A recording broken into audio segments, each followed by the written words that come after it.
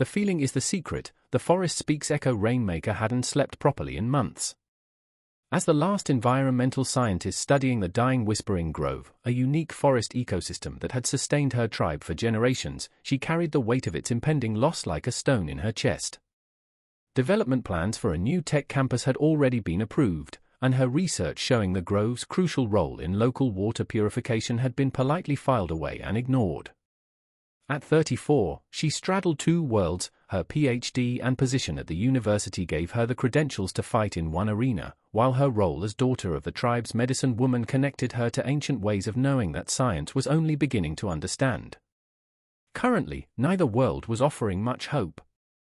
It was on the night of the winter solstice that she first noticed Starlight Brew. The coffee shop sat at the edge of the grove, though she could have sworn that corner had been empty yesterday. Through the windows, she saw light that seemed to pulse in rhythm with the bioluminescent fungi she'd been studying. The bell that chimed when she entered sounded like wind through leaves. Behind the counter stood a barista with purple hair that moved like Aurora Borealis, carefully arranging coffee beans into what looked like a mycorrhizal network pattern. "Welcome, Echo," the barista smiled. Her name tag read Sage. "The trees told me you were coming." Echo's scientific mind wanted to question this statement, but something deeper, the part of her that remembered her grandmother's teachings, recognized truth when she heard it. "The trees don't do much talking these days," Echo said softly.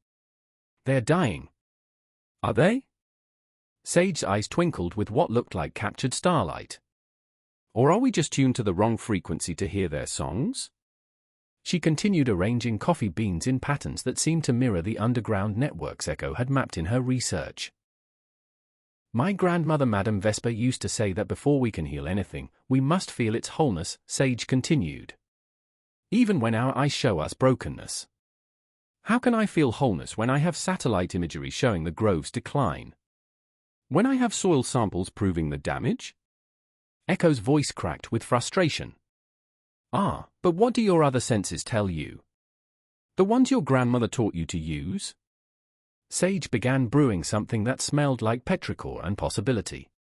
"Science measures what is, but feeling shapes what can be." She placed a cup before Echo that seemed to contain an entire ecosystem in liquid form. The surface rippled with patterns that matched the growth rings of ancient trees. "What is this?" "We call it the forest's memory. Drink it while you feel what you know to be true, not what your instruments measure, but what your heart remembers about the grove's true nature."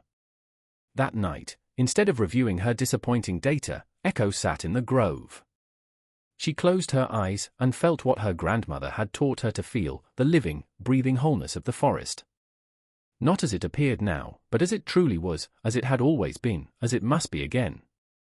She felt the mycorrhizal networks pulsing with life and information, felt the trees sharing resources, felt the intricate dance of fungi and root and soil.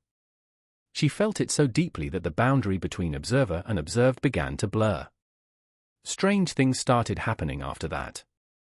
Her soil samples began showing inexplicable signs of regeneration. The fungi started displaying bioluminescent patterns that matched the coffee bean arrangements in Sage's shop.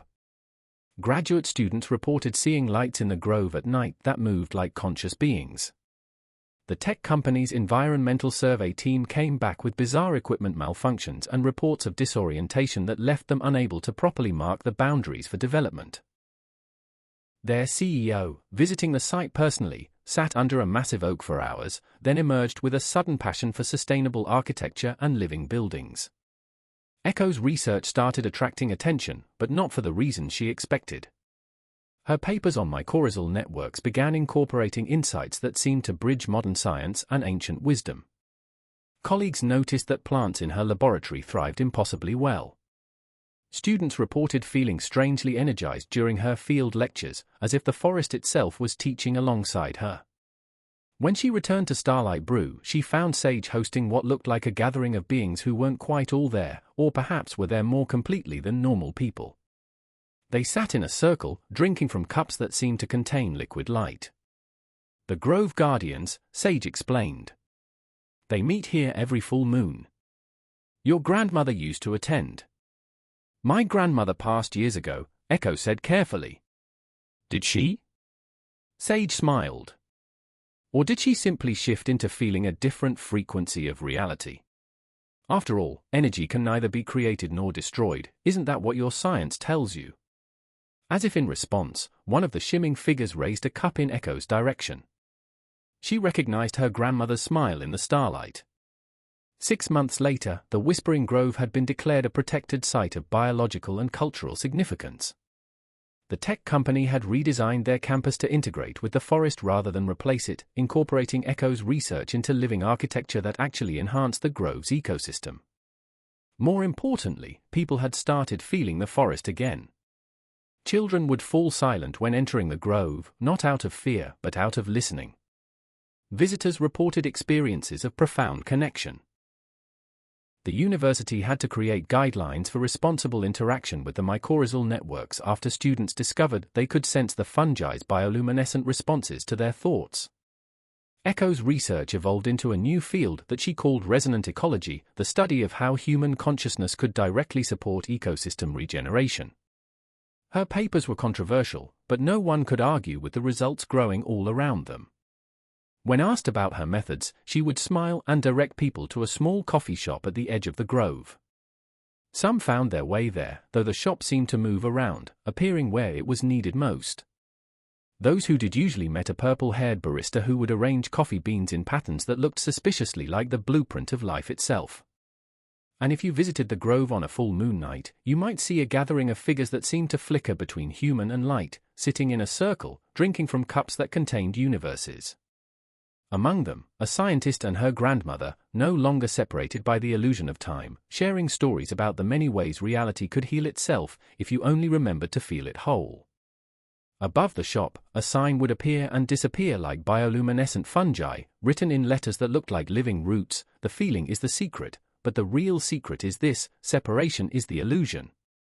Feel the wholeness, and wholeness remembers itself.